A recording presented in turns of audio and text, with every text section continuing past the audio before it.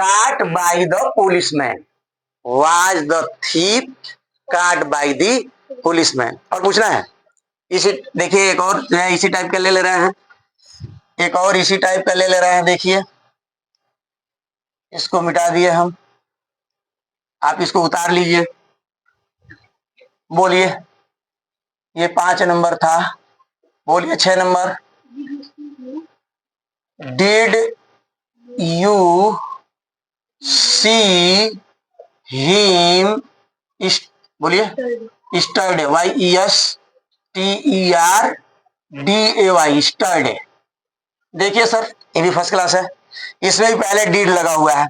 इस डीड को छोड़ दें आप, सिर्फ आप इतना बनावे, यू सी हिम बनावे, स्टर्डे वहीं रहने दें, स्टर्डे को तो वहीं उतार दीजिए, YESTERDAY, स्टर्डे हो टुमारो हो, ये यही रहता है। स्टर्डे हो टुमारो हो मॉर्निंग हो इवनिंग हो, इसको यही उतार दीजिएगा, ठीक है। इतना बनाइए आप, बस इतना, यू सी हिम बनाइए बस 2, ये डीड छोड़ दीजिए।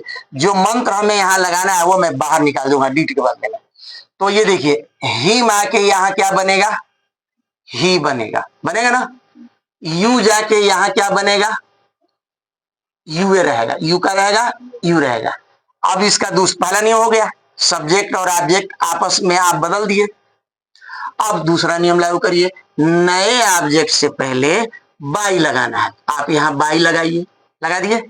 अब क्या करता है, क्रिया की तीसरी फॉर्म लिखना है, तो क्रिया सी सा सीन होता है, तो क्रिया की तीसरी फॉर्म होगा सीन, SEEN, सीन, ये हो गया। अब रही बात डिड का, तो जो मंत्र यहां लगाना है, देखिए डिड सेकेंड फॉर्म है, डिड था तो वाज मंत्र लगाए थे, तो वही डिड के बदले में यहां हम क्या लिख देंगे, बड़े लेटर से वाज लिख देंगे, was he see by you yesterday. मैं आपको कुछ बात बता दूं तब ये आपको समझाऊंगा, बहुत ही इंपॉर्टेंट है ये, 12 में जो है ये हर साल आता है इस टाइप का क्वेश्चन, जो डीड से शुरू हुआ हो, इंट्रोगेटिव रहता है। देखिए इंग्लिश, जो इंग्लिश मीडियम से पढ़ते हैं उनके लिए मैं बता दूं कि change the subject and object each other. First नियम, first formula, change the subject and object to each other. Second rule, write the by to before to new object, write the by before the new object, नए object से पहले by लगाइए। और change the subject and object to each other, subject और object को आपस में बदल दीजिए। Rule number 3, write always third form of the verb, you are understand, write always third form of the verb, हमेशा क्रिया तीसरे फॉर्म में लिखें। और rule number 4, it is my formula, you are understand. Rule number 4, I say the name mantra, it is mantra, और वहां मंत्र लगाइए। What is mantra? If first form of the verb mantra is MR, first form of the verb is MR, it is मंत्र। second form of the verb मंत्र was where, understand कर रहे हैं। और third form of the verb मंत्र BEEN, और ING form तो मंत्र BEING, बिंग या बेइंग।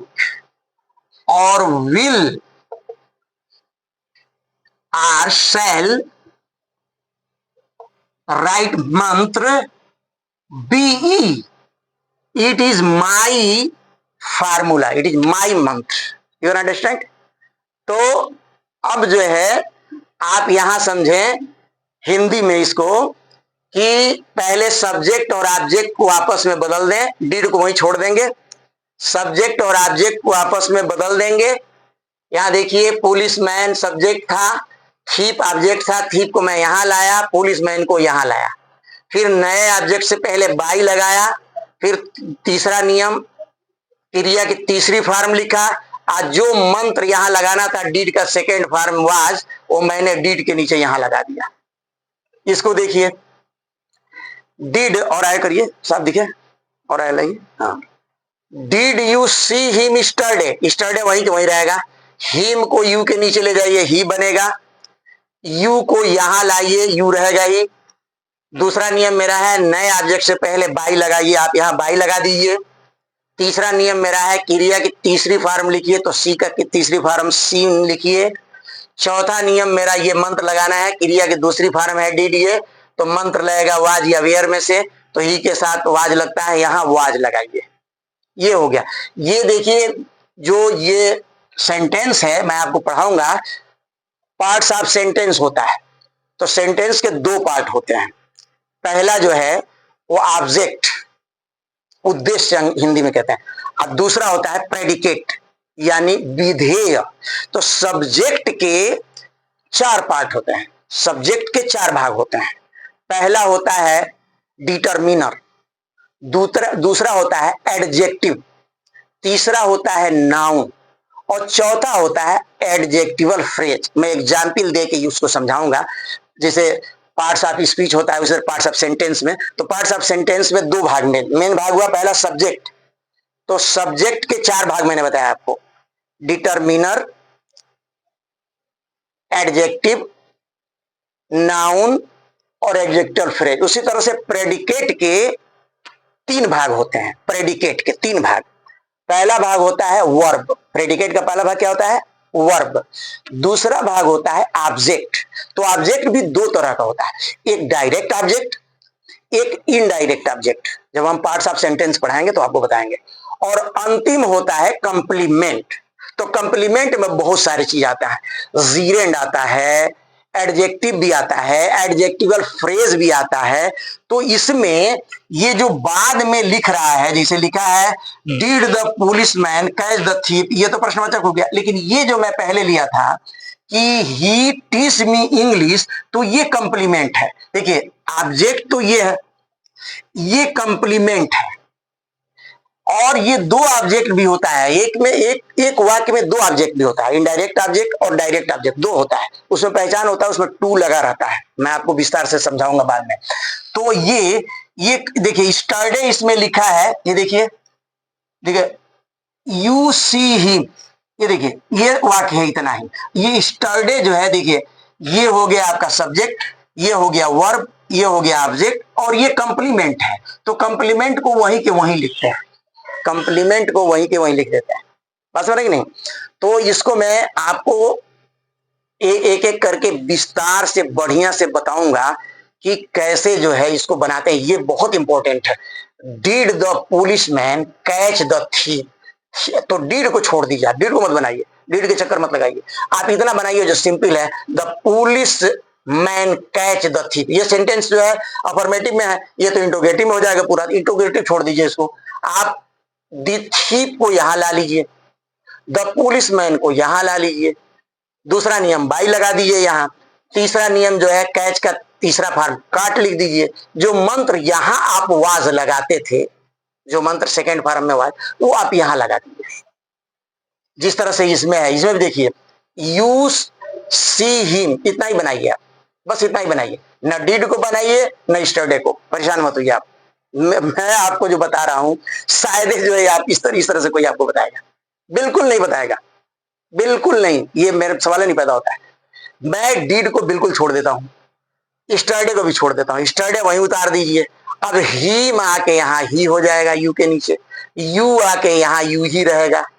यू के पहले बाई लगाइए, आपको लिखवाया गया है नियम, पढ़ लीजिए आप पार्ट 1 में जाके, एक्टिव वॉइस पैसिव वॉइस हम लिखे होंगे, उसमें बाई लगा दीजिए, क्रिया की तीसरी फॉर्म लिख दीजिए, और ये बन गया।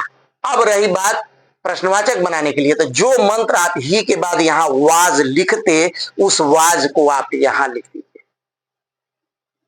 आगे आ रहा समझ में।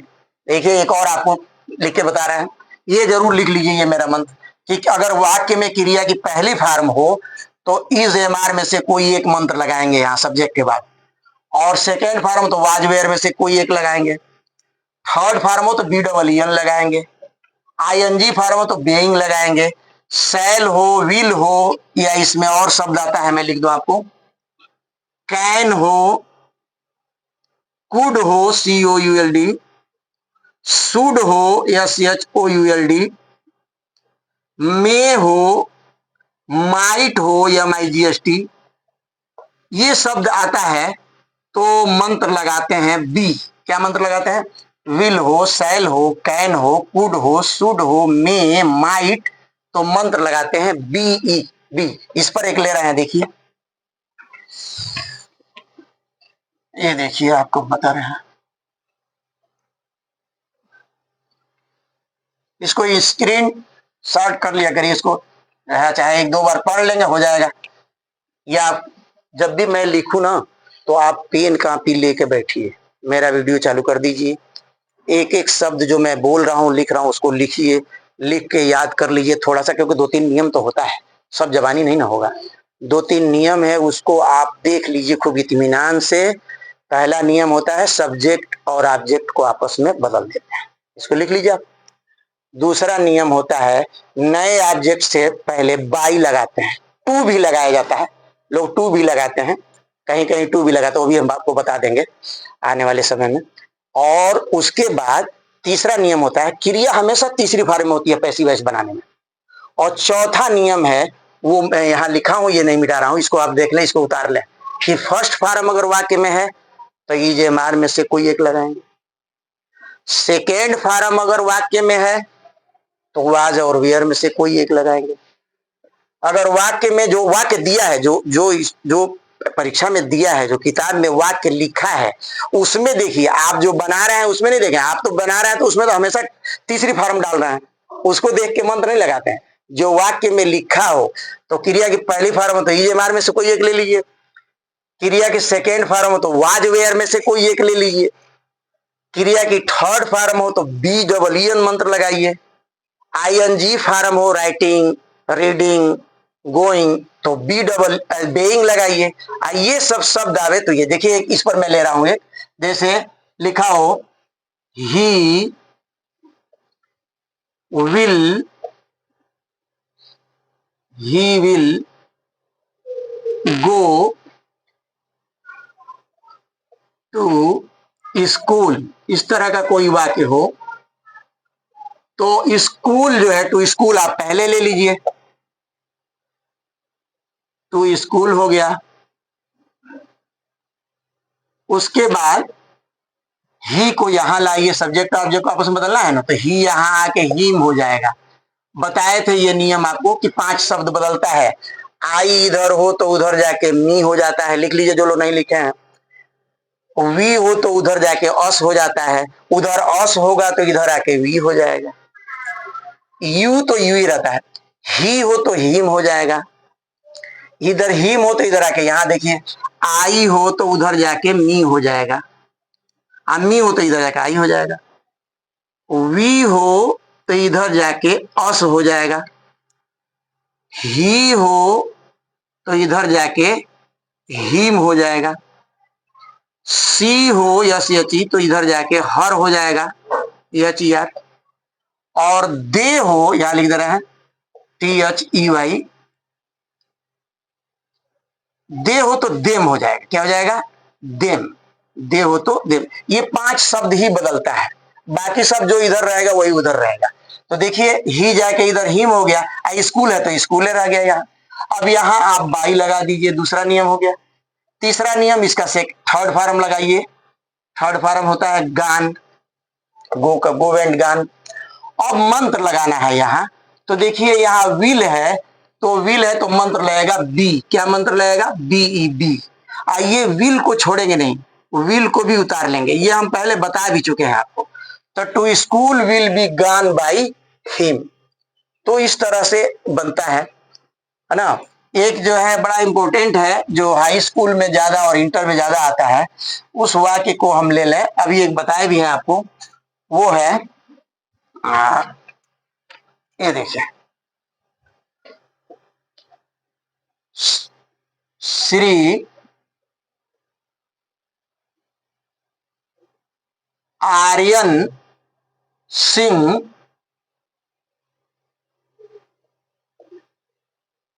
टीच मी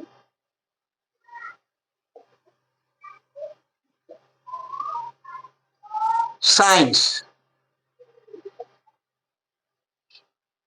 इस तरह का Shri Aryan Singh teach me science, SCIENC science. तो इसको लोग क्या करते हैं, साइंस को यहां लाएंगे। बिल्कुल नहीं, ऐसा आप हर जगह हरगिज न करें प्लीज। आप जो मैं बता रहा हूं उस तरह से बनाना। देखिए ये सब्जेक्ट है आपका, और ये श्री आर्यन सिंह ये सब्जेक्ट है, ये ऑब्जेक्ट है। ये नया अब बनेगा, ये लाइए मी को यहां लाइए, मी को यहां लाइए, आई हो जाएगा। हो गया आई। श्री आर्यन सिंह को यहां ला दीजिए, लिख दीजिए श्री आर्यन सिंह, जो भी नाम हो, ठीक है। अब नए ऑब्जेक्ट से पहले बाई लगाना है, यहां बाई लगा दीजिए आप। अब आप क्रिया के तीसरी फॉर्म लिख लीजिए, टाट, TAUGST, टाट। हो गया क्रिया की तीसरी फॉर्म। अब आपको यहां मंत्र लगाना है। तो हाँ, थोड़ा सा ये ध्यान देगा, साइंस को बाई के पास लाना है, जैसा कि मैं बताया था इंग्लिश में। साइंस को यहां लाइए, SCIENC, साइंस को यहां लिखिए बाई से पहले। अब क्रिया की तीसरी फॉर्म लिखिए, TAUGHT, टाट। अब यहां मंत्र लगाइए। देखिए इसमें क्रिया की पहली फॉर्म है, तो मंत्र इसमें से लगेगा, EJMR में से कोई एक लगेगा। तो आई के साथ एम लगेगा। आई एम टाट साइंस बाई श्री आर्यन सिंह। मैं आर्यन सिंह द्वारा साइंस पढ़ता हूं। यस, आर्यन सिंह मुझे साइंस पढ़ाते हैं। यह है, मैं आर्यन सिंह द्वारा साइंस पढ़ता हूं। आगे समझ में बढ़िया से आपको? अगर बढ़िया से नहीं आया तो एक बार और हम मेहनत करेंगे, जिसमें नेगेटिव होगा। अभी मैं इंट्रोगेटिव आपको बता दिया हूं, और आपको अफर्मेटिव बता दिया, नेगेटिव का भी बता दूंगा। वो भी जो है इसी तरह का होता है, खूब बढ़िया आपके समझ में आ जाएगा।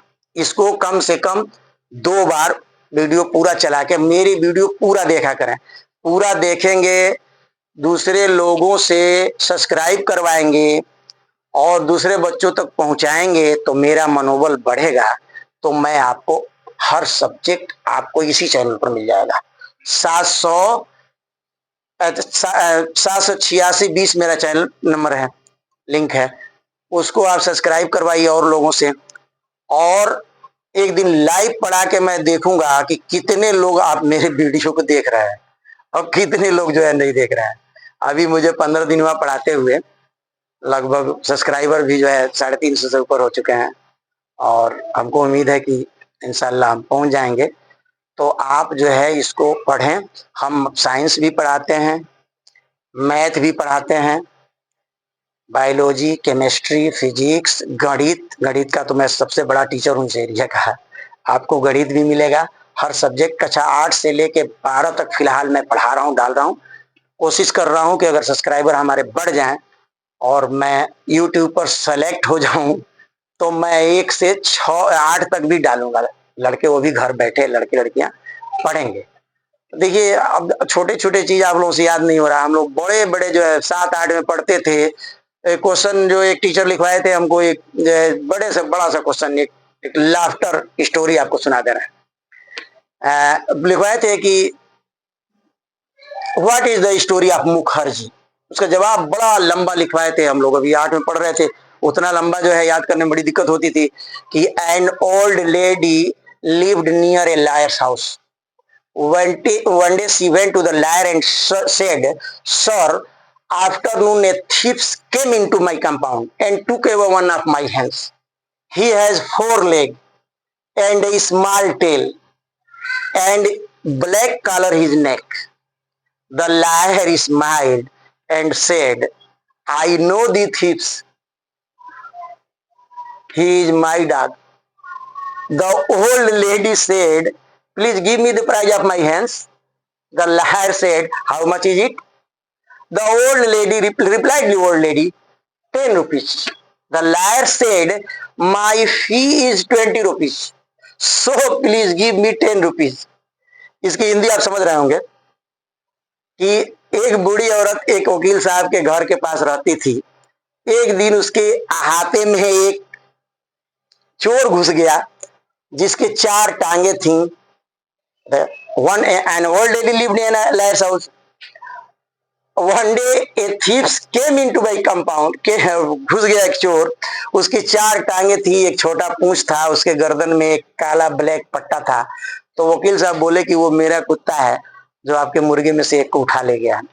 तो वो बोले कि कितना हुआ मुर्गी का पैसा? तो वो कही 10 रुपया। वो कहे मेरे यहाँ जो आता है उसकी फीस लगता है 20 रुपया, तो प्लीज आप मेरे दरवाजे पर आई हैं तो 10 रुपया आप अपने मुर्गी का दाम काट लीजिए और 10 रुपया मुझे फीस दे दीजिए। तो ये हंसने वाली एक कहानी इतनी लंबी लंबी लिखाते थे, हम लोग याद करके सुनाते थे। आपको इतनी छोटी चीज लिखाया जाता है, आप आधा घंटा बैठ के मोबाइल पर नहीं देखते हैं, 4-4 घंटा 5-5 घंटा मोबाइल पर आप समय बर्बाद करते हैं। प्लीज मोबाइल पर अगर आप बैठें तो नॉलेज वाली चीज पढ़ें, ऐसे ऐसे करके मनोरंजन करें, लेकिन उतना मनोरंजन न करें कि आप 4-5 घंटा मनोरंजन में रह जाएं और आपकी पढ़ाई जो है निकल जाए। इस समय जो है अगर छुट्टी हो तो उसमें घर पर बैठें या किसी दुकान पर रहते हैं तो बैठें। तो मेरे जो है चैनल को सब्सक्राइब कर लें, बैठ करके पढ़ें। सब सब्जेक्ट आपको घर बैठे एक ही चैनल पर मिल जाएगा और उचित मिलेगा, और 2025 की सबसे अच्छी तैयारी हम आपको करा देंगे, क्योंकि हमको लगभग 35 साल का अनुभव है हर सब्जेक्ट पढ़ाने का। इलाहाबाद बोर्ड ने मुझे लिख के दिया है कि असलम सर का कोई सब्जेक्ट कमजोर नहीं है, ऑल सब्जेक्ट तेज है। मेरे पास सर्टिफिकेट है, मैं वक्त आने पर जब लाइव होगा आपको मैं दिखाऊंगा। ठीक है, तो वीडियो थोड़ा बड़ा हो रहा है इसलिए मैं यहीं रोक रहा हूं। यहां तक देखिए, बढ़िया से देखिए, पूरी वीडियो देखिए।